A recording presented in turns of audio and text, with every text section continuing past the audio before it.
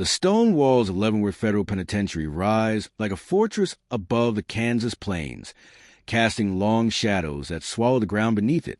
When prisoners arrive at Leavenworth, they often say it feels like stepping into another century. And they're not wrong. Built in 1906, its cold steel doors and echoing corridors still carry the ghost of the violent history that is unfolded inside. It isn't just a prison. It's a battle zone layered in concrete. Inside Cell Block A, the air feels heavy, damp, and stained with decades of stories no one wants to tell. This is where new inmates first understand the truth. Leavenworth isn't about serving time. It's about surviving every hour. Guards march with military precision, keys rattling against their belts, but the real law inside comes from the inmates themselves. Alliances form fast. Enemies form faster. And once the doors slam shut, the balance of power shifts from officers to the prisoners who truly run the tiers. Every morning begins with the same sounds. Metal gates clanging, muffled arguments drifting from behind cell bars, and a low hum of tension that never disappears. Leavenworth has long been controlled by powerful prison groups, each with their own rules, their own codes, and their own territory. Whether it's the yard, the laundry room, or the chapel, someone owns it. An inmate who steps into the wrong place without permission quickly learns what it means to be outnumbered. Life here is structured chaos. Block workers push carts of food trays down the tier while officers shout roll call. But beneath the routine lies a quiet war. Smuggled contraband, coded messages, and favors traded like currency. Prisoners use anything they can to survive. Respect fear, strategy, or silence. A misplaced word can start a conflict. A broken promise can seal a man's fate. In Leavenworth, every decision is a calculation. Every few days, rumors ripple through the blocks. Which cell is getting shaken down, which inmate is moving units, which guard is being transferred.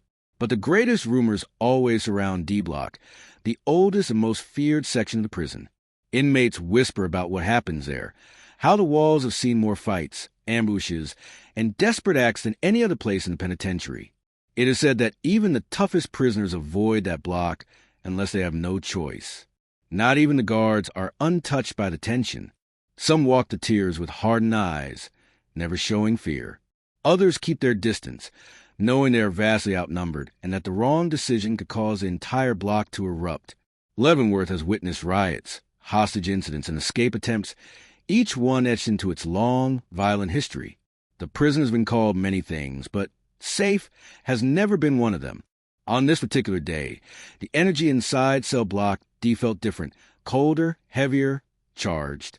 Even the long-term inmates felt it. Something was building, something that made guards tighten their patrols and prisoners keep their backs to the wall.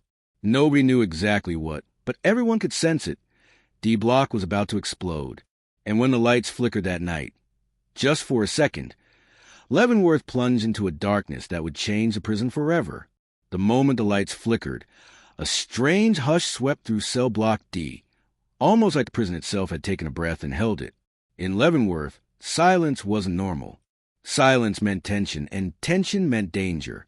Every inmate in that block knew it. Some froze. Others stood from their bunks. A few pressed their ears to the bars, listening for footsteps, the kind that ran, not marched. When the lights snapped back on, nothing looked out of place. But something felt wrong. Guards walked the tiers with flashlights in hand, shining them into cells even though the electricity had returned. "Stay on your racks," one officer barked. But his voice didn't have its usual authority. It had fear in it, and fear inside Leavenworth spreads fast.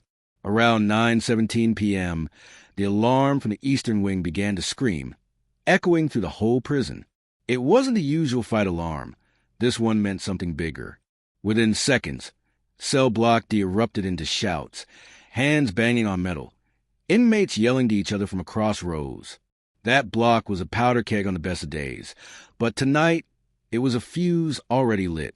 Inside one of the cells on Tier 3, two inmates who hadn't spoken in months suddenly found themselves whispering through the bars. Rumors were flying. A guard attacked. A gang truce broken, a hit plan for weeks finally set into motion.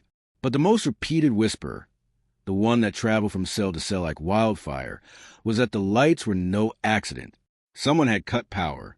Someone from the inside, Down on the main floor, 3 guards sprinted toward the source of the alarm. Their boots slammed against the concrete, radios crackling loud enough for inmates to hear. But what mattered wasn't the guards. It was who followed behind them. A 4th guard, pale and shaken, running slower than the others, gripping his baton with both hands. Even the prisoners could tell this man wasn't prepared for what was ahead. When the officers reached the far end of the block, they stopped moving. Something, or someone, was on the ground, half hidden by shadows. For a moment, the officers froze. Then one of them shouted into the radio. The tier exploded into chaos again. Inmates shouted questions, threats, warnings. Some laughed. Some cried. Some just watched. The guards didn't answer anyone. They dragged the body out of the shadows. And even from far away, inmates could see the uniform. A guard, motionless. The worst-case scenario in a place like Leavenworth. Within minutes, the entire block went into emergency lockdown. Steel doors slammed shut like thunder rolling through the prison. The air turned thick and electric as officers in riot gear lined the walkway, shields up, tasers drawn, barking orders. But the inmates weren't the same as they were minutes before. The balance had shifted. Word spread that the guard had been attacked in a blind spot, a corner where cameras often failed. That meant planning. That meant precision. That meant someone on the outside of the cell doors knew exactly when the lights would go out. As the riot squad made its way deeper into block, the prisoners noticed something that made them shout even louder. Several cells had sheets covering the bars, a classic signal for don't look in. A signal every inmate recognized. The guards ripped the sheets down one by one. 2 cells were empty, completely empty. Not a prisoner inside. Not a sound. Just cold stone walls. In a block where no one was supposed to move freely, 2 inmates were missing.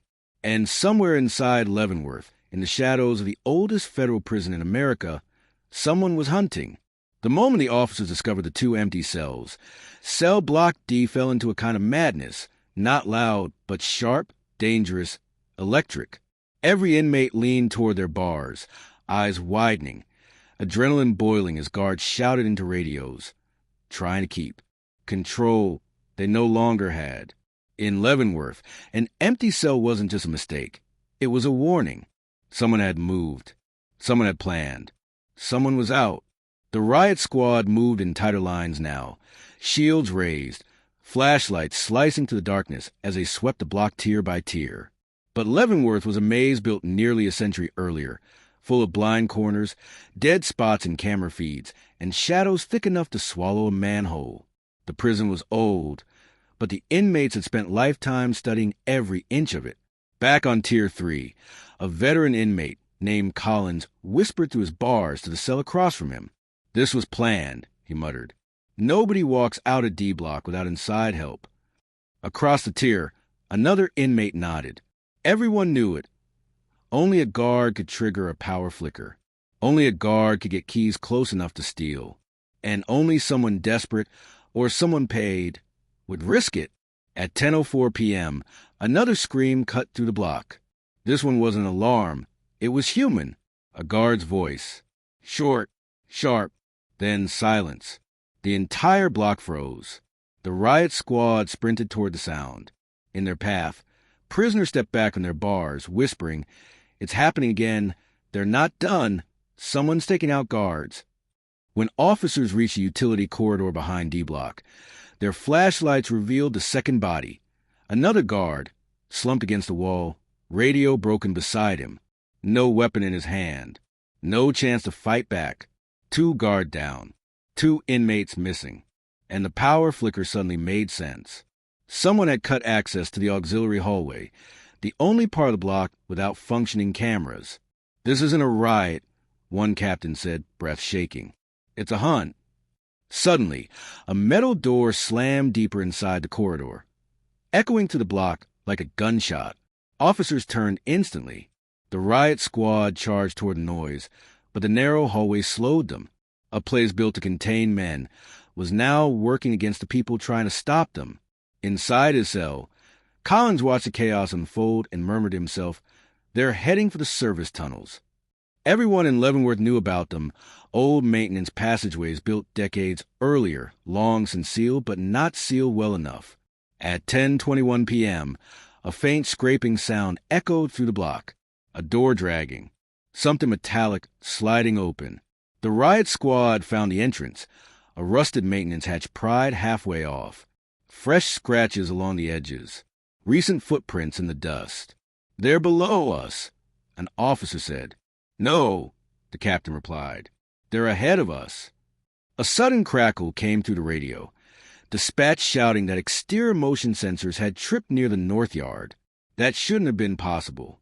The inmates were supposed to be locked inside the block, but the alarms weren't lying. Officers burst into the yard, floodlights snapping on in every direction. The grass shimmered under the beams. Razor wire glowed silver. Guards raised rifles, scanning. Then they saw it. A rope, hand knotted, hanging down the outer wall of D block from a service window, only slightly cracked open. It wasn't an escape rope. It wasn't long enough. It was a decoy, a distraction, a trap. Just as the warden shouted for officers to fall back, a loud metallic bang echoed from the opposite yard tower, the direction no one was watching. Two figures sprinted across the lower service yard, shadows moving fast beneath the floodlights. Officers fired warning shots. More alarms erupted. The prison lit up like a battlefield. One figure dropped to the ground. The other kept running, toward the inner fence, toward the dark, toward freedom they had been planning for months. By sunrise, one inmate was captured. The other vanished into the Kansas fields beyond the outer fence, sparking one of the largest inmate manhunts in federal prison history. Leavenworth locked down for weeks.